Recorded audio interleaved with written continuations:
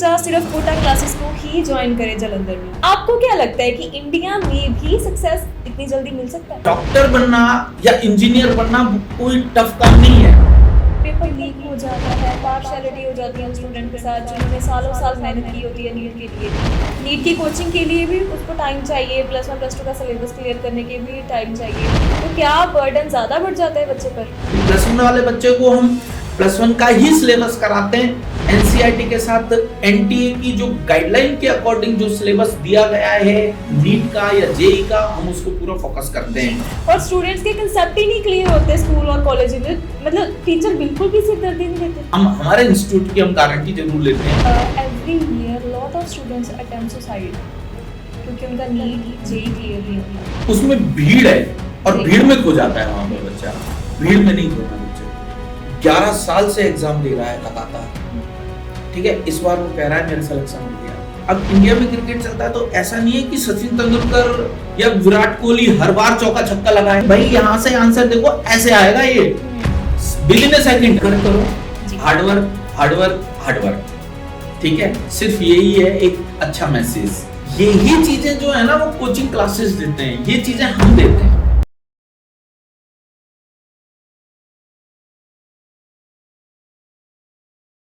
सत श्री अकाल, नमस्कार, मैं जसकरणदीप कौर, आप देख रहे हैं जसकरण स्पीक्स पॉडकास्ट में आपका स्वागत है। मेरे साथ हाजिर है योगेश गुप्ता जी, कोटा क्लासेस के ऑनर। आप सबने सुना होगा कोटा क्लासेस जलंधर का इंस्टीट्यूट जहां जेईई नीट की तैयारी की जाती है, लेकिन एक स्पेसिफिकेशन के साथ, एक्सपर्टीज के साथ। सो आज बातें करेंगे नीट के स्टूडेंट्स के बारे में कि क्या रहता है, कि क्यों बच्चे नीट जेई अटेम्प्ट करते हैं और कैसे ये प्रिपरेशन करवाते हैं। सर बहुत बहुत स्वागत है हमारे पॉडकास्ट में। Thank you ma'am. जी सर, कोटा क्लासेस की शुरुआत कैसे हुई थी और किस मोटिव के साथ आपने ये स्टेप लिया था? मैम हमने है ना कोटा क्लासेस 2008 से स्टार्ट किया है जी, और हमारा मोटो था कि हम हर घर से, हर शहर से और हर गांव से हम एक डॉक्टर और इंजीनियर दें। जी, उससे उससे क्या है कि समाज में अगर एजुकेशन जितनी अच्छी होगी उतना ही समाज में उनका स्टैंडर्ड भी बढ़ता है। exactly. तो हमारा जो मानना था, हमने कहा कि चलो जलंधर में एक ऐसा एस्टैब्लिश सिस्टम डेवलप करें जो बच्चा जो नॉर्मल फैमिली का भी है, जो गरीब भी है या बहुत अच्छा भी है, वो भी पढ़ाई कर सके और वो डॉक्टर और इंजीनियर बनने का सपना अपना पूरा कर सके। तो बस हम इसी सोच के साथ में हमने यहाँ पर स्टार्ट किया। आपने बोला कि हर घर से बच्चा पढ़ने आ सकता है ना, चाहे वो गरीब है चाहे वो अमीर है। लेकिन मैं जो देख रही हूँ ना मार्केट में, इंस्टीट्यूशंस फीस लैक्स में ले रहे हैं, तो अगर मामूली घर के बच्चे की बात करें तो वो तो अफोर्ड ही नहीं कर पाएगा। तो क्या आप उसको क्या फैसिलिटी देते हैं? मैम देखो, इसके लिए हमारे पास है ना बहुत सारी फैसिलिटीज हैं। एक तो हम उनकी परसेंटेज को भी चेक करते हैं कि भाई आप, बहुत बार ऐसा होता है बच्चे की परसेंटेज ही बहुत कम है और वो डॉक्टर और इंजीनियर बनने का सपना देख रहा है, तो हम एक टेस्ट भी लेते हैं उनका। अगर ठीक है परसेंटेज किसी कारणवश कम हो गई हो तो हम उसका एक टेस्ट लेते हैं जिसे नॉलेज चेक करते हैं। अगर नॉलेज चेक किया और उसमें वो अच्छा कर रहा है तो हम उसको ज्वाइन करा देते हैं। फीस मैटर नहीं करती है, फीस हम ऊपर नीचे कर लेते हैं बच्चे का। अगर हमें ऐसा लगता है कि बच्चा कैपेबल है तो ज्वाइन कराना है, और अगर बच्चा लगता है कि वो बीपीएल फैमिली से या गरीब फैमिली से है तो हम उनको उसी तरीके से स्कॉलरशिप देते हैं। हम उनको ऐसा फील नहीं कराते हैं कि हम उनके ऊपर एहसान कर रहे हैं ना, हम ऐसा नहीं कराते। हम ये सोचते हैं कि उस बच्चे को स्कॉलरशिप दे दो, उस बच्चे को ऐसा लगेगा कि ये हमारी काबिलियत पर हमें स्कॉलरशिप दी है, उनकी फीस भी कम हो जाती है और वो पढ़ भी लेते हैं, डॉक्टर इंजीनियर भी बन जाते हैं। और मैंने सुना था कि कोटा क्लासेस गर्ल्स के लिए भी है ना स्पेशल सर्विसेज देते हैं, वो क्या है? मैम जैसे सिंगल चाइल्ड स्टूडेंट होता है, सिंगल गर्ल स्टूडेंट होती है, तो हम उनको है ना हमारा स्कॉलरशिप प्रोग्राम में उनके लिए एक्स्ट्रा बेनिफिट्स हम प्रोवाइड कराते हैं। तो अगर इस चीज से रिलेटेड अगर किसी को रिक्वायरमेंट होती है तो एक बार हमारे ऑफिस विजिट करके, हमारे पास जितने डिफरेंट पार्ट्स हैं हमारे काउंसलर से मिल करके या वो मेरे से डायरेक्ट मिल करके, तो आकर के वो जो भी उनका सिस्टम होता है उस अकॉर्डिंग वो चेक कर सकते हैं। 2008 से कोटा क्लासेस की शुरुआत हुई, तो क्या 2008 में एंथुजियाज्म बच्चों में ज़्यादा थी नीट को लेकर? देखें अगर जेई को देकर, है ना, क्या अब का बच्चा डॉक्टर बनना चाहता है? कंटेंट क्रिएटर तो सब हर कोई बनना चाहता है ना। डॉक्टर, इंजीनियर, ये फील्ड जो है ना बच्चों के लिए बहुत कम देखने को मिलती हैं। तो क्या आपको क्या लगता है कि बच्चे में एंथुसियाज्म की कमी आई है या नहीं आई? नहीं मैम, ये हमेशा एक जैसी ही रही है। अच्छा, है ना जी। लेकिन कुछ समय से ऐसा हुआ कि कोविड के बाद में ऑलमोस्ट मैं अगर बात कहूं तो आपसे कि एक है ना बाहर का ट्रेंड सा स्टार्ट हो गया था, तो उस समय पर थोड़ा सा मार्केट डाउन हुआ जी। वो एक पंजाब का वो सेटबैक था पॉइंट। बाकी उसके बाद में अब धीरे धीरे मार्केट दोबारा उठने लगा है, जैसे कनाडा से या फॉरेन जो भी इमिग्रेशन वाले पार्ट्स हैं या बाहर जाने का जो ट्रेंड है थोड़ा कम हुआ है जी। उस वजह से अब बच्चा जो है वो अब धीरे धीरे अपने आप को कॉप अप करने लगा है। उसको पता भी चलने लगा है कि बाहर क्या कितनी मेहनत करनी पड़ती है। अगर हम इतनी मेहनत यहाँ कर लें तो एक अच्छा डॉक्टर भी बन सकता है, एक अच्छा इंजीनियर भी बन सकता है ना। तो एक मेहनत के ऊपर है, जैसे कि हम कहते हैं कि या तो आप इनिशियली 10 से 11 घंटे मेहनत कर लो, वो बहुत अच्छी है, या 6 घंटे मेहनत कर लो, वो बहुत अच्छा है आपके लिए। या फिर जिंदगी में आप जब बड़े हो जाओगे तो 13 घंटे 14 घंटे मेहनत कर लो। वो अब आप देख लो कि दोनों में से किस चीज को चूज करना चाहता है बच्चा। मेरा जो मानना है वो मेरा मानना है कि पहले इनिशियली 6-7 घंटे अगर वो बच्चा अपनी मेहनत अच्छी तरीके से कर लेगा तो लाइफ में उसको 13-14 घंटे मेहनत नहीं करनी पड़ेगी। Sir, I was also a non medical student, और आपसे बातें करते करते ना मेरे मन में इतने सारे सवाल पैदा हो रहे हैं ना कि मैं ये भी पूछ लूं और मैं धीरे धीरे पूछने भी वाली हूं सारे सवाल। डेफिनेटली मैम जवाब देने की कोशिश करूंगा। पहला सवाल तो ये मेरे मन में आया था कि इमिग्रेशन की आपने बात की, क्या ये भी मिथ है? मिथ जो है ना, सुना मैंने कि इमिग्रेशन बच्चा जाना चाहता है कि कनाडा जाके सेटल हो, नीट की तैयारी कर रहा है बच्चा, लेकिन उसको कई बच्चे बोलते हैं कि यार यहाँ पर पढ़ाई करके कोई फायदा नहीं है, नीट क्लियर नहीं होता। नीट में जो आजकल चलता है कि किसी के रैंक आता नहीं है जल्दी, है ना। तो ये सारी मिथ चल रही थी कि कनाडा में जल्दी बच्चा सफल हो सकता है और इंडिया में नहीं हो सकता। तो आपको क्या लगता है कि इंडिया में भी सक्सेस इतनी जल्दी मिल सकता है? मैम बिल्कुल मिल सकता है। आपने जैसे कहा कि कनाडा में सक्सेस जल्दी हो जाता है, देखो मैम वहां पर आप ये देखो कि कितनी घंटे मेहनत करनी पड़ती है। बच्चा जाता है अपनी फैमिली से दूर जाता है और कैसे वो सफर करता है वो ही जानता है। बहुत सारे ऐसे केसेस हैं जो आप लोगों ने सुने होंगे, देखे होंगे, मैं उनको कहना नहीं चाहता यहाँ पर, अच्छा नहीं लगता। लेकिन आप इतना बिग अमाउंट वहां ले जा करके आप अपने आप को स्टैब्लिश करने की कोशिश कर रहे हो, कोशिश होना या ना होना वो रिस्क है। अगर आप यहाँ अगर इजीली मेहनत कर लोगे, है ना, तो देखो डॉक्टर बनना या इंजीनियर बनना कोई टफ काम नहीं है। लेकिन बात आती है मेहनत की। आपको जब कोचिंग लेनी है तो हम लोग है ना कोच हैं, हम उनको वो खेलना जानते हैं। जैसे कोचिंग कोच होते हैं ना क्रिकेट के अंदर, वो सचिन को भी कोच करना होता है या कोहली को भी कोच करना होता है, तो उनको भी कोच करने वाले होते हैं, है ना। हम कोचिंग प्रोवाइडर हैं, हम है ना उनको कहाँ वो गलतियां कर रहे हैं, कौन कौन सी गलतियों को उनको रोकना है, उनको हम रोकने वाले हैं। तो हमारा जो मकसद है वो मकसद है कि बच्चा है ना डॉक्टर बने, हमारा मकसद है कि वो इंजीनियर बने, है ना। जब वो बनेगा तभी समाज में नाम उसका बढ़ेगा, उसका भी बढ़ेगा, उसका परिवार का भी बढ़ेगा। तो बस यही है। क्या सक्सेस रेट क्या चल रहा है अभी कोटा क्लास का? मैम देखो सक्सेस रेट तो बहुत अच्छा है। इस बार भी हमारे काफी बच्चे सेलेक्ट हुए हैं, उनमें से 572 भी मार्क्स आया है, 535 मार्क्स भी है, मतलब 516 मार्क्स भी है, मतलब मार्क्स अच्छे हैं मैम। इस बार का पेपर जो टफ आया था उसकी वजह से थोड़ा सा, अगर ये मार्क्स की हम बात करें तो इस मार्क्स के उनको अच्छे कॉलेजेस मिल जाने हैं, है ना। तो मेहनत करता है बच्चा तो रिजल्ट तो डेफिनेटली उसको मिलता है, लेकिन बात आती है सिर्फ मेहनत। तो क्या ये मिथ्स भी सच है कि पेपर लीक हो जाता है, पार्शियलिटी हो जाती है उन स्टूडेंट के साथ जिन्होंने सालों साल मेहनत की होती है नीट के लिए? नहीं मैम देखो ऐसा तो नहीं है, कभी कभार ऐसा हो जाता है। देखो एक्सेप्शंस हर जगह मिल जाते हैं। अगर कभी कभार ऐसा हो जाता है तो फिर गवर्नमेंट ने उसी वजह से एक एनटीए बॉडी बनाई है, तो उस एनटीए के अंदर ये चीजों को देखा जाता है कि कहाँ पार्शियलिटी हुई है या कहाँ गड़बड़ हुई है या कहाँ नहीं हुई, उन चीजों को चेक किया जाता है उसमें।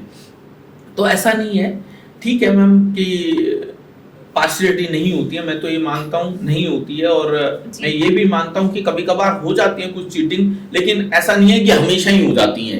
हमेशा नहीं होती हैं, हमेशा कभी कभार हो once जाती in a है, while हो हाँ, जाती है। ये एक्सेप्शंस है ना। एक्सेप्ट, ठीक है। अगर कोटा क्लासेस की बात करूँ तो क्या क्या आप स्टूडेंट को प्रोवाइड करते हैं? अगर हम सर्विसेज की बात करें, एक्सपर्टीज ट्रेनर्स की बात करें, तो क्यों बच्चा सिर्फ कोटा क्लासेस को ही ज्वाइन करे जलंधर में आके? मैम देखो, एक तो क्या होता है, बच्चे को एक सिंगल वन रूफ प्रोग्राम मिल जाता है, जी। वहीं उसको फिजिक्स पढ़नी है, वहीं उसको केमिस्ट्री पढ़नी है, हम्म। और वहीं उसको बायो और मैथ पढ़नी है। जी। अब दूसरी बात, हमारे एक्सपर्टीज, हमारे जो टीचर्स हैं, एक्सपीरियंस टीचर्स हैं, वो वहीं रहते हैं। तो अगर बच्चे को कोई डाउट आता है, जब मर्जी पूछ लो आकर के जी, टीचर जी, से, जी। ठीक है। आपको एक सेंटर से, एक ट्यूशन सेंटर से दूसरे ट्यूशन सेंटर पे भागने में बड़ा टाइम वेस्टेज होता है ना। तो अगर, और उस पीरियड में बहुत सारी हैपनिंग भी हो जाती हैं, ठीक है। तो एक अंडर वन रूफ प्रोग्राम जो होता है ना, वो एक्सीलेंट होता है। हम उसमें उनको नोट्स भी प्रोवाइड कराते हैं, हम उनको मोटिवेट भी करते हैं, क्योंकि मोटिवेशन बहुत इंपॉर्टेंट है। और उसी दौरान हम उनको डीपीपीज भी देते हैं। डीपीपीज का मतलब होता है डेली प्रैक्टिस टेस्ट, यानी और डेली हम उनको कुछ ना कुछ क्वेश्चंस देते रहते हैं, कराते रहते हैं। और हम हर सैटरडे या वीकेंड पर हम लोग उनका एक, जो भी हमने 7 दिन के अंदर जो पढ़ाया है या 15 डेज के अंदर जो पढ़ाया है, उसका एक टेस्ट लेते हैं, जिससे हम उनको चेक करते रहते हैं बार बार में कि हाँ, कहाँ बच्चा कितना स्टैंड कर रहा है या नहीं कर पा रहा। बहुत सा बच्चा तो हम उससे पूछते हैं, भाई क्या प्रॉब्लम आ गई, पर्सनल अटेंशन मिलती है।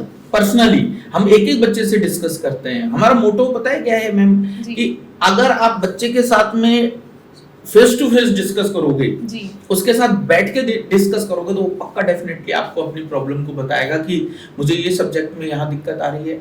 तो फिर हम उसकी कोशिश करते हैं, हम इंडिविजुअल क्लासेस लगा करके उसकी प्रॉब्लम को सॉल्व कराते हैं।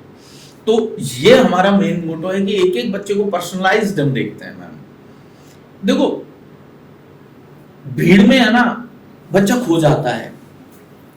लोग जलंधर से है ना डिफरेंट दिल्ली जाना चाहता है, कोई चंडीगढ़ जाना चाहता है, यानी कि जितने भी इंस्टीट्यूशंस हैं वहां जाना चाहते हैं। उसमें भीड़ है और भीड़ में खो जाता है वहां पे बच्चा। भीड़ में नहीं खोना बच्चे को, भीड़ में खोता है तो उसको दिक्कत क्रिएट होती है। तो इसलिए हम कहते हैं पर्सनली एक एक बच्चे के ऊपर ध्यान दो, जिससे कि उसका रिजल्ट निकले अच्छा हो काम। तो क्या आप खुद जाते हो स्टूडेंट के पास कि उससे क्या प्रॉब्लम आ रही है, या फिर सिर्फ ट्रेनर को भेज दिया कि नहीं मैम, मैं खुद पर्सनली उन बच्चों के साथ इन टच होता हूँ, और हमारा जो स्टाफ है वो पर्सनली इन टच होता है, और हमारे पूजा मैम है वो भी पर्सनली इन टच होती है, वो देखती रहती है वहाँ पर हर चीज को। तो अगर मैं नहीं जा पाता तो वो ये कोई ना कोई जाएगा, हर बच्चे के साथ डिस्कस करेगा और प्रॉब्लम सॉल्व करेगा। आपने ना मोटिवेशन की बात की कि मोटिवेशन बहुत ज़्यादा ज़रूरी है अगर बच्चे ने डॉक्टर बनना है, इंजीनियर बनना है या टेस्ट क्लियर करना है अटेम्प्ट में, है ना। तो क्या आपके पास बच्चा आता है कि हाँ मुझे डीमोटिवेशन फील हो रही है? हाँ बिल्कुल आता है, बिल्कुल आता है। आके वो बच्चा हमसे कहता है कि सर हो नहीं रहा है, समझ में नहीं आ रहा, क्यों नहीं हो रहा, मैं काफी मेहनत कर रहा हूँ लेकिन मार्क्स नहीं आ रहे। फिर हम बहुत सारे एग्जांपल्स देते हैं वहाँ पर, क्योंकि उनको समझाना जरूरी होता है, मोटिवेट करना जरूरी होता है। जैसे है ना, फूड का हम एक एग्जांपल लेते हैं, जिसने सबसे पहले इंजन बनाया था वो फोर्ड है जी। तो फोर्ड से एक बार पूछा गया था रिपोर्टर्स ने, क्या सर आप ऐसे ऐसे बड़ी बड़ी बातें कर रहे हो, क्या ये पॉसिबल है कि छन्नी से पानी को ले जाया जा सकता है? तो फोर्ड ने वहां उसके बाद में जवाब दिया यस, कि ऐसा हो सकता है। कि पूछा कैसे, तो उन्होंने कहा दिमाग से, यानी कि एवरीथिंग जो है वो पॉसिबल है, impossible always sing I am possible. वो कह रहा है पॉसिबल है, उन्होंने कहा कैसे, तो उन्होंने कहा हम उस पानी को बर्फ में कन्वर्ट करेंगे, और बर्फ में कन्वर्ट करके हम उसको छन्नी से क्या आप जहाँ जितनी दूर ले जा सकते हो ले जा सकते हो। तो पता है मेन चीज आती है कि मोटिवेट करना है उसको, और उसको बताना है कि तेरे में ब्रेन बहुत है, सिर्फ उस ब्रेन को यूज लेना जरूरी है। Every year lot of students attempt suicide, क्योंकि उनका नीट जेई क्लियर नहीं होता। एंड ये न्यूज़ बहुत ज़्यादा है ना तकलीफ देती है मन को, कि एक बच्चा सालों साल मेहनत करता है बट वो एक नंबर से भी रह गया तो वो सुसाइड जैसी चीज़ अटेम्प्ट कर लेता है। तो क्या उस लेवल तक डीमोटिवेट हो जाता है स्टूडेंट? आपके पास भी ऐसे ड्रॉपर स्टूडेंट, आपने बोला कि ड्रॉपर स्टूडेंट्स का बैच भी हम चलाते हैं जो क्लियर नहीं कर पाए, तो क्या वो भी इतने ज़्यादा डीमोटिवेट हो जाते हैं लाइफ को लेके? नहीं, हो जाते हैं मैम, लेकिन मैंने आपको कहा ना मोटिवेशन बहुत ज्यादा जरूरी है। हम उनको मोटिवेट करके बताते रहते हैं और उनसे कहते रहते हैं कि नहीं आप कर सकते हो। तो अभी जैसे मैं अभी सोशल मीडिया पे कहीं देख रहा था, एक कोई रेडी वाला बच्चा है जिसके फादर 75 ईयर ओल्ड हैं, कैपेबल नहीं है, खेतों में वो रेडी लगाता है और वो 11 साल से एग्जाम दे रहा है लगातार, ठीक है। इस बार वो कह रहा है मेरा सिलेक्शन हो गया। तो मोटिवेशन जो है ना वो अपने आप से भी ली जाती है और मोटिवेशन दूसरों से भी ली जाती है।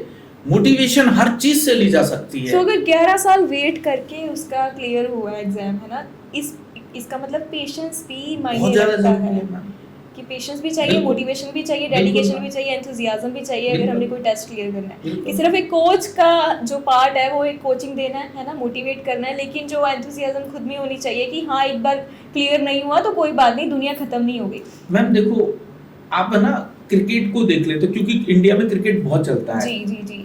अब इंडिया में क्रिकेट चलता है तो ऐसा नहीं है कि सचिन तेंदुलकर या विराट कोहली हर बार चौका छक्का लगाए, है ना। आपने उनको देखा होगा बहुत बार कि सचिन तेंदुलकर ने काफी ऐसे मैचेस थे जहां उन्होंने काम बहुत दिन तक उसके शतक भी नहीं लगे थे ना उसके रन बने थे, तो क्या हुआ जी, एक फिर उसने अपने आप को, ये थोड़ी उसने कॉप अप नहीं किया, अपने आप को उसने मोटिवेट किया होगा, उसने समझा होगा, देखो फिर उसके बाद में सेंचुरीज लगाई है उन्होंने। तो ये चीजें चलती रहती हैं, बच्चों को ये चीजें सोचनी नहीं चाहिए, बच्चों को सिर्फ मेहनत करनी चाहिए कि ठीक है नहीं हुआ किसी कारण बस कोई बात नहीं फिर करेंगे। तो जैसे आपने हमारे ड्रॉपर बैच की बात की थी, तो हमने ड्रॉपर बैच उन्हीं बच्चों के लिए है, हम रिपीटर बैच भी इसको कह देते हैं, हम उन्हीं बच्चों के लिए है जो बच्चों का 12th के साथ सिलेक्शन नहीं हुआ या जिन्होंने किसी दूसरे इंस्टीट्यूट से तैयारी की और सिलेक्शन नहीं हुआ, ठीक है। हम उन बच्चों को हमारे इस बैच में हम यहाँ पढ़ाते हैं, हम उनको मोटिवेट करते हैं, हम उनको समझाते हैं कि किस किस तरीके से सिलेक्शंस होते हैं। मैं खुद बायो टीच करता हूँ मैम, है ना, मुझे 24-25 ईयर हो गए हैं टीच करते हुए, तो मुझे पता है कि कैसे पढ़ाना होता है। और मैं मेरे स्टाफ के साथ में, मेरे एक्सपीरियंस टीचर्स के साथ में भी हम जब डिस्कस करते हैं तो हम उनसे यही बात करते हैं कि देखो इस तरीके से हमें पढ़ाना होता है, कुछ चीजें हम समझाते हैं उनको, कुछ वो हमें समझाते हैं, ठीक है। तो हमारा जो मोटो है ना वो ये है कि उस ड्रॉपर बैच को भी है ना या उस रिपीटर बैच को भी डिमोटिवेट नहीं होने दें, हम इसी बैच से सिलेक्शंस निकालें, जी जी जी, है ना। तो ये चलता रहता है। आपने बायो की बात की, आप बायो पढ़ाते हो, है ना। ऐसे स्टूडेंट्स भी होंगे जिसको बायो समझ में आती है, केमिस्ट्री समझ में नहीं आती या फिजिक्स समझ में नहीं आती, तो उन स्टूडेंट्स के लिए क्या करते हो? उसको एक सब्जेक्ट की पर्सनल टेंशन मिलती है या फिर कैसे? नहीं मैम देखो, मैंने आपको कहा ना, अगर सपोज करो फिजिक्स समझ में नहीं आती, क्योंकि बायो वाले बच्चों को सबसे ज्यादा ना फिजिक्स में प्रॉब्लम आती है, सबसे ज्यादा। अच्छा, और इस बार फिजिक्स का भी टफ आया था। मैं बायो स्टूडेंट से भी पूछना चाहूंगी कि ये सच है कि आपको फिजिक्स में सच्ची प्रॉब्लम आती है या नहीं आती?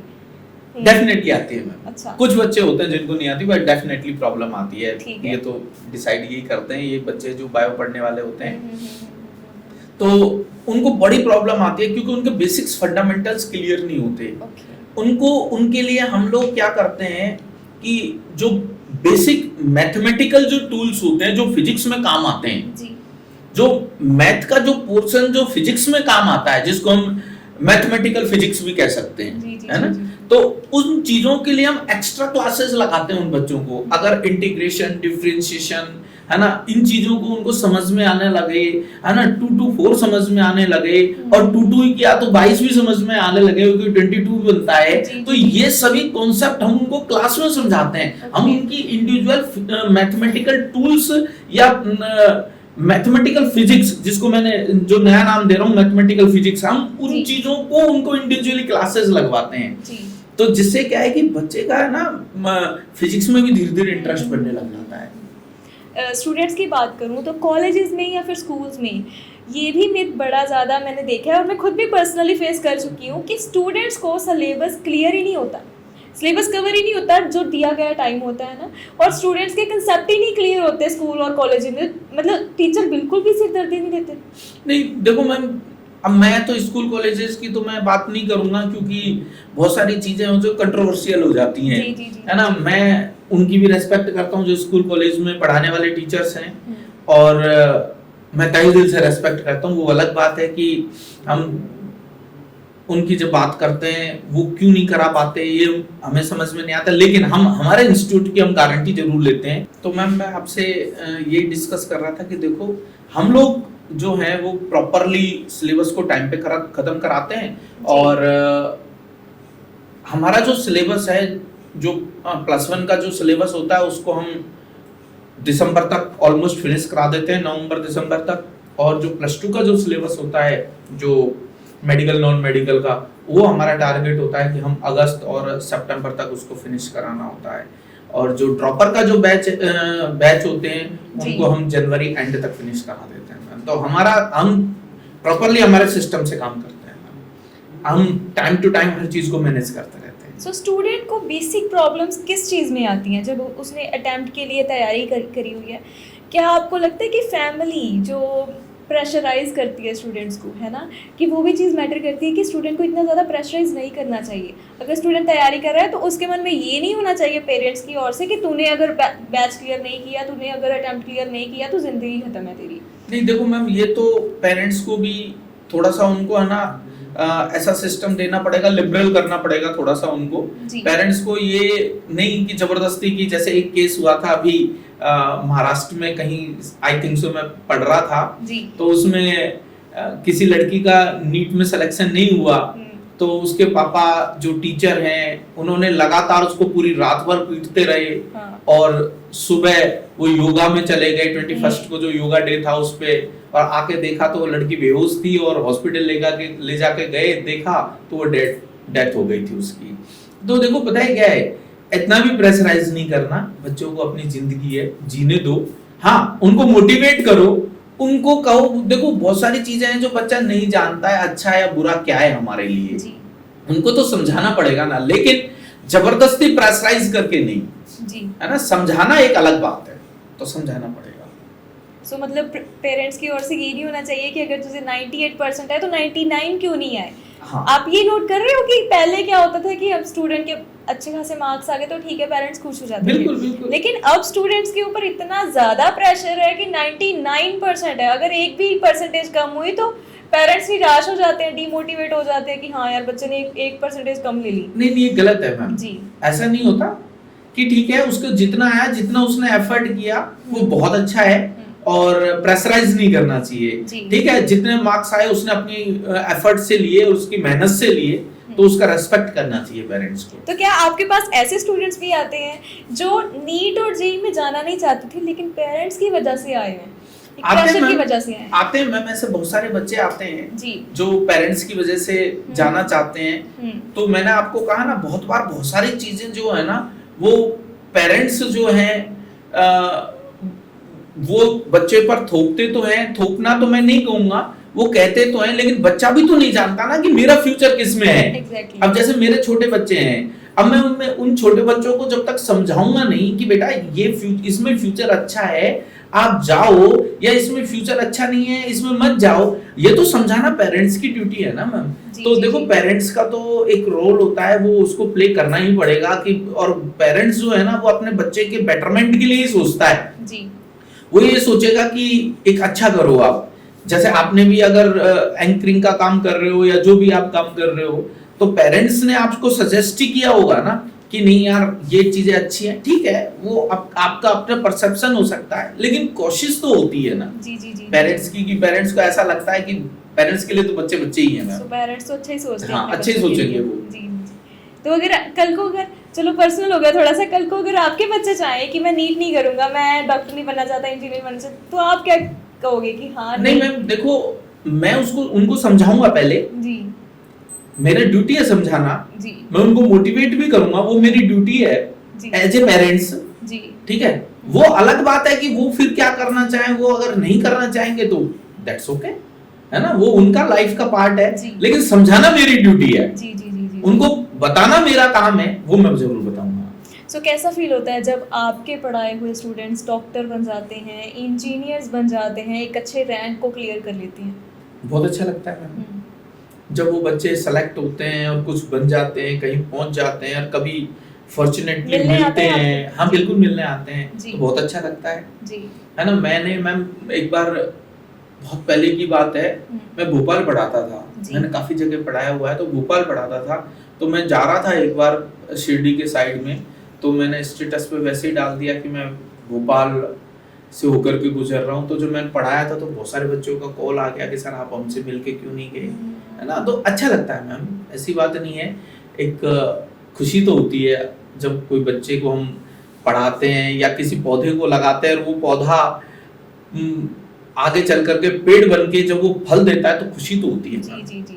क्या जालंधर का ही स्टूडेंट आता है कोटा क्लासेस में एडमिशन लेने के लिए, या फिर पंजाब के कोई और कोनों में से भी आते हैं? मैम हमारे पास जो है, ऐसा नहीं है कि सिर्फ जालंधर का आता है, पंजाब का, पूरे पंजाब से आते हैं हमारे पास जी। पंजाब के अलावा हमारे पास जो बच्चे आते हैं वो दूसरी स्टेट से भी आते हैं, हिमाचल से भी आते हैं, हिमाचल के अलावा हमारे पास यूपी से भी बच्चे आते हैं, बिहार से भी आते हैं पढ़ने के लिए, हमारे पास आते हैं। सो रेफरेंस ही इतनी ज़्यादा चल रही है कि हाँ, बच्चों ने बताया कि हाँ कोटा क्लासेस एडमिशन है, तो बच्चे यूपी तक से आ रहे हैं आपके पास पढ़ने के लिए। यस मैम, वो रेफरेंस से भी आते हैं, कुछ सेलेक्ट बच्चे हो जाते हैं, वो भी बोल देते हैं, या फिर हमारा वो गूगल सर्च करके, या जैसे भी है वो डिफरेंट पार्ट्स में। गूगल पर भी आप टॉप पर आते हो, हाँ, तो वो आते हैं मैम हमारे पास में जी। अगर हम ट्रेनर्स की बात करें, तो ट्रेनर्स आपको क्या लगता है कि आपने जो ट्रेनर्स हायर किए हुए हैं, क्या वो सफिशिएंट हैं जो स्टूडेंट का रिजल्ट लेकर आ सकते हैं? बिल्कुल मैम, ना रिजल्ट लेके ही आते हैं मैम जी,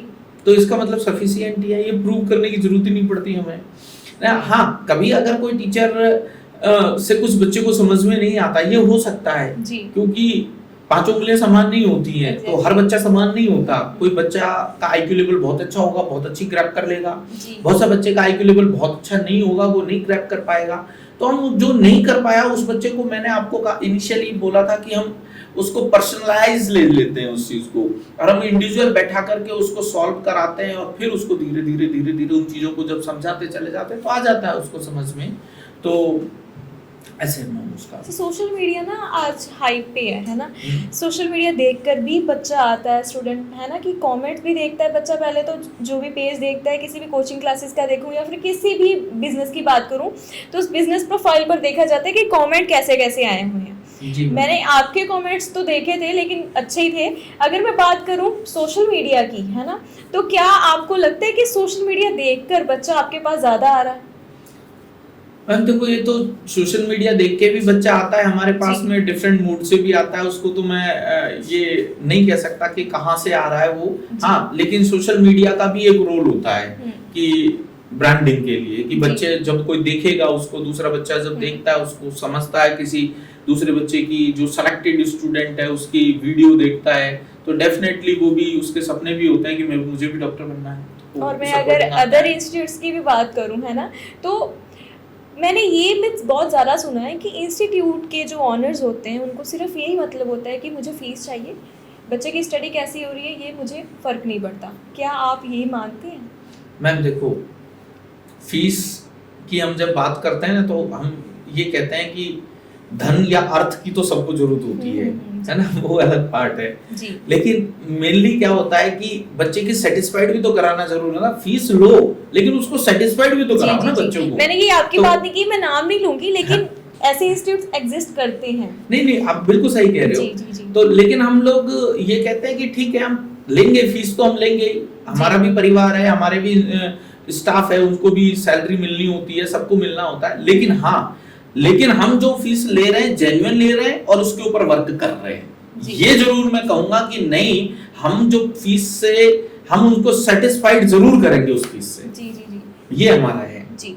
और एक बात मेरे मन में आई थी कि +1 और +2 का बच्चा आपके पास कोचिंग लेने के लिए आ रहा है, क्या आपको लगता है कि उसके साथ उसका बर्डन ज़्यादा हो गया? नीट की कोचिंग के लिए भी उसको टाइम चाहिए, +1 +2 का सिलेबस क्लियर करने के भी टाइम चाहिए, तो क्या बर्डन ज़्यादा बढ़ जाता है बच्चे पर?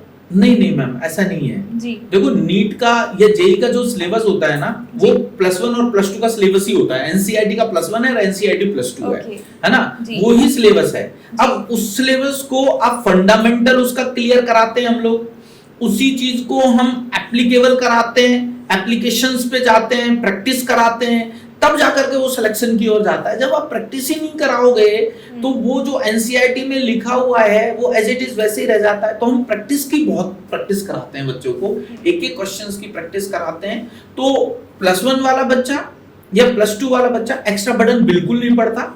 ये बिल्कुल उनके दिमाग में एक मिथ है भरी हुई कि नहीं एक्स्ट्रा बर्डन पड़ जाता है। नहीं, +1 वाले बच्चे को हम +1 का ही सिलेबस कराते हैं, एनसीईआरटी कराते हैं। एनसीईआरटी के साथ एनटीए की जो गाइडलाइन के अकॉर्डिंग जो सिलेबस दिया गया है नीट का या जेई का, हम उसको पूरा फोकस करते हैं। +2 का जो बच्चा है यानी कि 12th का जो बच्चा है उसको भी वही चीजें हम करवाते हैं जो +2 में है, और साथ साथ में हम उसको जो कंपटीशन में आने वाली एनटीए में के थ्रू जो सिलेबस दिया गया है उसमें आने वाला जो जेई और नीट का जो सिलेबस है वही सेम कराते हैं। तो अगर मैं प्रिडिक्शंस की बात करूं तो क्या आपकी प्रिडिक्शंस कितने % तक मैं कहूँ कि सच हो जाती हैं कि ये क्वेश्चन आ ही सकती हैं? ऐसा भी कुछ होता है? नहीं, मैं प्रिडिक्शंस तो ऐसा है कि ये तो बच्चे ही बताते हैं, अच्छा, है ना जी।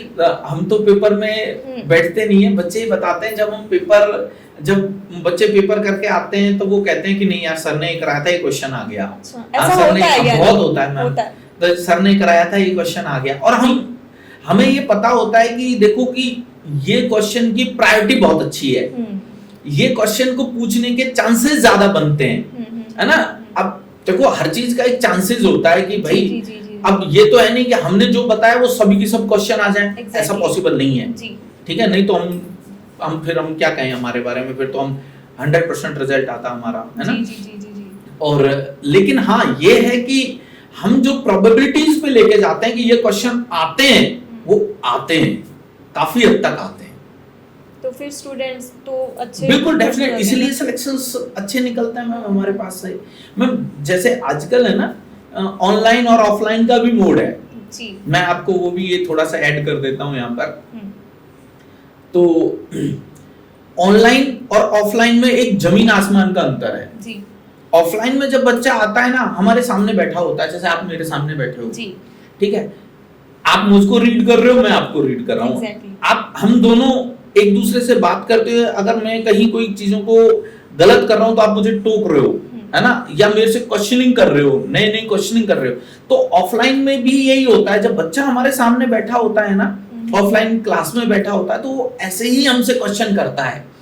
ऑनलाइन में क्या होता है, ऑनलाइन में वन वे विजन है, आपको जो चलो बहुत कम फीस लेकर के बहुत सारे ऑनलाइन प्लेटफॉर्म है, मैं नाम तो नहीं लूंगा उनका, तो बहुत कम फीस में पढ़ाते हैं, लेकिन उनका रिजल्ट जब मैं देखता हूँ तो कुछ नहीं आता, है ना। वो कहते हैं ना नील बटा सन्नाटा इक्वल टू हवा, मेकिंग हो गया ना, जस्ट प्रोसेस। हाँ बस वही प्रोसेस है। मैं वो उनके पास एक गैदरिंग क्रिएट कर लेते हैं 2-2 रुपए या 5-5 हजार रुपए लेकर के कि भाई साहब ठीक है आप भीड़ इकट्ठी करो, कुछ तो निकल जाएगा।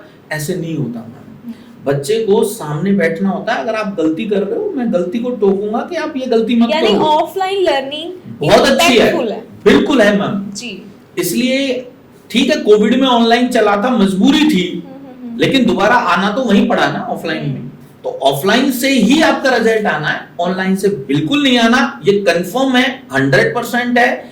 और इसको पेरेंट्स को भी सोचना पड़ेगा, बच्चों को भी सोचना पड़ेगा। ठीक है कम फीस में आपको मिल रही होगी कि 4-5 हजार रुपए में कि हमने ऑनलाइन प्लेटफॉर्म ले लिया, लेकिन उसका नतीजा देखना पड़ेगा कि आपका रिजल्ट क्या आया। अब बहुत सारे ऐसे होते हैं कि नहीं हमने 5,000 रुपए में ले लिया, ठीक है ओके, लेकिन आपने साल भी तो बर्बाद कर रहे हो ना। अगर रिजल्ट नहीं आया तो क्या होगा। अब हमारे पास आएगा तो हम कम से कम उसको बैठेंगे और हम एक इंडिविजुअली उसको लेके आएंगे, एक सॉल्व कराएंगे क्वेश्चंस को, और साथ में हम उसकी रिपोर्ट पेरेंट्स को भेजेंगे। ओके, आप भेजते हो पेरेंट्स को, हम उनकी रिपोर्ट भेजते हैं जी। और पेरेंट्स अगर नंबर नहीं आते तो पेरेंट्स हमसे डिस्कस करते हैं कि सर नंबर नहीं आ रहे हैं। फिर हम उसको बच्चे को बुला के पूछते हैं कि भाई तेरे को कहाँ प्रॉब्लम आई है, आइए तू बता कौन से सब्जेक्ट में इस बार मार्क्स कम क्यों आए, ये भी हम डिस्कस करते हैं। और फिर हम रिलेटेड टीचर से भी डिस्कस करते हैं, उसको उस बच्चे को उसके रिलेटेड टीचर के साथ बैठाते भी हैं कि आप बैठो देखो आप कहाँ प्रॉब्लम आ रही है। तो हम पूरी तरीके से एक सिस्टमेटिक तरीके से हम काम करते हैं हमारे कोटा क्लासेस में। सो अगर आपने एक मैसेज देना हो स्टूडेंट्स को, +2 पास किए या फिर +2 करें या +1 करें और मोटिव है मन में कि डॉक्टर बनना है, इंजीनियर बनना है और नीट क्रैक करना है, तो क्या मैसेज देना चाहते हो स्टूडेंट्स को? हार्डवर्क करो, जी। हार्डवर्क हार्डवर्क हार्डवर्क, ठीक है, सिर्फ यही है एक अच्छा मैसेज, ठीक है। अगर कहीं ऐसा लगता है किसी पेरेंट्स को या स्टूडेंट को कि हमारी कोटा क्लासेस की किसी हेल्प की जरूरत होती है, तो वो डेफिनेटली हमारे पास आ सकते हैं जी। हमारा जो काउंसलिंग पार्ट है उसको ज्वाइन कर सकते हैं, और वो उनको अच्छा लगे तो हमारे जो भी कोर्सेज हैं, जो कोर्सेज होते हैं उनको ज्वाइन कर सकता है। इस समय अच्छा एक इम्पैक्ट रहता है बच्चे को अगर आप +1 के साथ तैयारी कराते हो। ड्रॉपर बच्चे के ऊपर क्या होता है कि पूरा फ्री होता है, उसके पास कोई स्कूल का बर्डन नहीं होता, बहुत अच्छा रहता है उसके लिए भी जी। ठीक है, तो कर सकता है मैम। तो अगर बच्चे ने अभी एडमिशन लेनी हो तो अभी आ सकते हैं? बिल्कुल मैम, एडमिशन ले सकता है बच्चा, राइट टाइम है मैम जी, क्योंकि नेक्स्ट ईयर नीट का एग्जाम 3 मई को ही होना, 4 को नहीं होना जी, ठीक है। अगर पेरेंट जितना डिले करेगा ना उतने ही दिन कम हो रहे हैं। पेरेंट्स सोचते हैं कि 10 दिन बाद में हम ज्वाइन करा लेंगे, लेकिन ये नहीं सोच रहे कि 10 दिन कम भी हो रहे हैं, 10 दिन कम भी, और एक दिन मैटर एक दिन मैटर कर रहा है। तो 3 मई को एग्जाम है, 3 मई को ही होना है मैम, वो 4 मई को नहीं होना, ठीक है। तो इसलिए टाइम को पेरेंट्स को ये देखना है कि नहीं ज्वाइन कराना, करा लीजिए ज्वाइन जी। सो मैं भी ये सारा, और लेकिन मैं ये जरूर कहूंगा कि ऑनलाइन से ज्यादा बहुत अच्छा ऑफलाइन प्लेटफॉर्म है।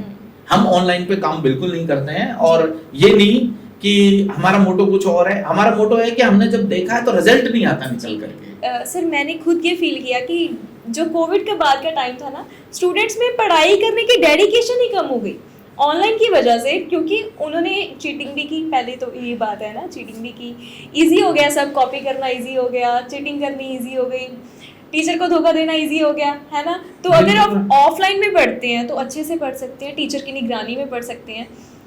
तो मैंने भी ये चीज़ फील की कि कोविड के बाद जो है ऑनलाइन क्लासेस की वजह से स्टूडेंट्स जो है इतना ध्यान दे नहीं पाया स्टडी पे। मैम देखो, आप बिल्कुल सही कह रहे हो जी।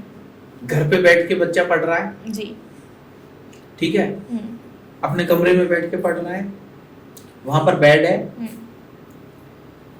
वहां पर रिलैक्सेशन के पूरे साधन है घर पे जी।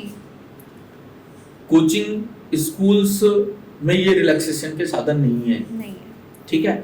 बच्चा थोड़ी देर ऑनलाइन में अपना वीडियो चलाएगा, थोड़ी देर 10 मिनट वीडियो देखी, सो गया, या कोई काम करने के लिए चला गया, और एक एग्जांपल तो ये भी Zoom कॉल्स पर क्लास होती थी और बच्चा सो रहा था, वो ऐसे ही है ना।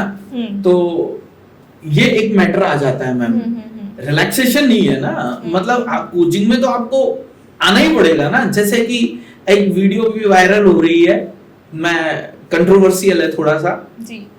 वहां पर जज जो है वो हियरिंग कर रहा है, और जो पर्सन जो है वो वॉशरूम में हियरिंग में अटेंड कर रहा है उसको, है ना। अभी कल की ट्रेंडिंग में वो चल रही है इस समय पर। आप देखो कि कितना नेगेटिव इम्पैक्ट है। आप कहां बैठे हो, है ना, वॉशरूम में, और हमारा रेस्पेक्टेबल जो हमारा सिस्टम है, जजमेंट वाला जो सिस्टम है, या हमारा कानून का जो मेन पार्ट है, वो कानून जो जज जिस चेयर पे बैठा है वो एक रेस्पेक्ट के वाले पार्ट पे बैठा है, और कहां बैठ करके आप वीडियो मतलब जूम पे देख उनके साथ डिस्कस कर रहे हो, है ना। तो सेम जो चीजें है ना, वो चीजें यहाँ पर भी हैं, एप्लीकेबल होती हैं। बच्चा वॉशरूम में चला जाता है, वहां वीडियो देखता रहता है उस चीज को, ठीक है, समझ में ठीक है, शॉर्ट टाइम के लिए हो सकता है ये चीजें अच्छी हो, लेकिन लॉन्ग टाइम के लिए अच्छी नहीं है। जैसे एआई की बात करूं, यूट्यूब की बात करूं, तो बच्चा चाहता है कि इजीली मैं आंसर पता कर लूं, यूट्यूब से देख लूं, एआई से, चैट जीपीटी आजकल ज्यादा ट्रेंड में चल रहा है ना। तो क्या आपको लगता है कि वहां से आंसर देखना, वहां से उसको अच्छी नॉलेज मिल सकती है, या कंसेप्ट क्लियर हो सकते हैं उसके? मैं देखो, चैट जीपीटी है या एआई है या जो भी पार्ट है ऑनलाइन वाले, ये सभी चीजें बुक्स में ऑलरेडी हैं, है ना, बुक्स में लिखे हुए हैं ऑलरेडी। लेकिन टीचर क्या करता है, उस चीज को समझाएगा, टेक्निक से समझाएगा, फंडामेंटली समझाएगा, फंडामेंटली के अलावा वो टीचर उसको ट्रिक से समझाएगा, टिप से समझाएगा, है ना। ये चीजें तो बुक्स में नहीं होंगी। एआई या जीपीटी तो नहीं करेगा ना। हम लोग समझाते हैं बच्चों को, फंडामेंटली समझाते हैं, भाई यहाँ से आंसर देखो, ऐसे आएगा ये विद इन अ सेकंड। देखो मैं आपको बताता हूँ, पीएमटी का यानी कि नीट का जो पेपर है वो 180 मिनट का होता है जी। क्वेश्चन 180 आते हैं, कम से कम उसको ओएमआर की फिलिंग करने में, इन्विजिलेटर, ये मिलकर के 20-25 मिनट उसके ऐसे ही खराब हो जाने हैं। यानी कि आप ये मान लो 160 मिनट 180 क्वेश्चन, कितना आया, 1 मिनट से भी कम का रेशियो चला गया। आपको क्वेश्चन पढ़ना भी है, आपको सॉल्व भी करना है, आंसर भी देना है, यानी कि आप देखो कि टाइम कितना कम होता हुआ चला जा रहा है। अगर आप लोगों को वो टिप्स और ट्रिक्स नहीं समझ में आएंगी या उसका बेसिक फंडामेंटल क्वेश्चन नहीं समझ में आएगा, आप जल्दी सॉल्व नहीं कर सकते। यही चीजें जो है ना वो कोचिंग क्लासेस देते हैं, ये चीजें हम देते हैं। हम बच्चों को इतनी प्रैक्टिस पे करा देते हैं, उसको फंडामेंटली भी स्ट्रॉन्ग करा देते हैं, उनको टिप्स और ट्रिक्स भी लेके आते हैं उनको कि हम फटाफट क्वेश्चंस का आंसर निकल जाते हैं बच्चे के। वो जो 30 या 40 सेकंड मिलता है एक क्वेश्चन को करने के लिए, वो सफिशिएंट हो जाता है बच्चे के लिए। अगर हम वन वर्ड में बात करें तो what is NEET and JEE? NEET की हम बात करें तो डॉक्टर के लिए मैम, ठीक है। इसी तरीके से जेई होता है, जेई जो होता है वो इंजीनियरिंग के लिए होता है मैम। इससे आप एनआईटी में भी जा सकते हैं, इससे आप आईआईटी में भी जा सकते हैं। ये दोनों होते हैं। जो जीमेन क्वालिफाई करता है वो एनआईटी में चला जाता है, और वो जो दूसरे जो इंस्टीट्यूट्स होते हैं जैसे कि इंजीनियरिंग जो दूसरे कॉलेज होते हैं उनको भी ज्वाइन कर लेता है, और जो जी एडवांस क्लियर कर लेता है मैम वो आईआईटीज में चले जाते हैं, है ना। तो आईआईटी में जाना एक सपना होता है मैम, बहुत अच्छा। तो ये पार्ट है इसका। सो एक मैसेज उन सबके लिए जो अभी भी चाहते हैं नीट क्लियर करना, किसी ना किसी कारणवश वो पीछे हो गए थे कि हाँ यार अब मैंने मेहनत करके शॉर्ट देख ली है, किसी इंस्टीट्यूट से कोचिंग ली और वो सफल नहीं हो पाए। अगर वो चाहते हैं कि अब उनको अच्छी कोचिंग मिल सकती है ना, तो एक मैसेज जरूर दे दीजिए। मैम मैं मेरे मुंह से तो क्या कहूँगा जी, है ना, अच्छा नहीं लगेगा। मैं ये जरूर कहूँगा कि हाँ आपने कहीं भी कोचिंग ली होगी, कहीं भी आपने पढ़ा होगा, एक बार कोटा क्लासेस जरूर आकर देखना, आपको पता चलेगा क्या डिफरेंस है। डिफरेंस तभी पता चलता है जब आप एक बार आओगे, देखोगे। वैसे बिना देखे बिना सुने तो आप डिफरेंस नहीं क्रिएट कर सकते। इसलिए एक बार मौका जरूर दीजिए, आइए एक बार विजिट जरूर कीजिए कोटा क्लासेस, और आप जब आओगे तो आपको डिफरेंस का पता चलेगा कि क्या डिफरेंस है हमारी टीचिंग में और किसी अदर इंस्टीट्यूट की टीचिंग में। So thank you so much sir हमारे पॉडकास्ट में आने के लिए और इतनी अच्छी जानकारी देने के लिए। मैं सबसे यही रिक्वेस्ट करती हूँ कि अगर आपका भी सपना है नीट क्लियर करने का, जेईई क्लियर करने का, नॉन मेडिकल और मेडिकल के स्टूडेंट हो, बनना चाहते हो डॉक्टर या इंजीनियर, कोटा क्लासेस ज़रूर ज्वाइन कीजिए अगर आप भी चाहते हैं कि फर्स्ट अटैम्प्ट में या फिर अच्छे रैंक में आने के लिए। सो अगले पॉडकास्ट में मिलते हैं, धन्यवाद।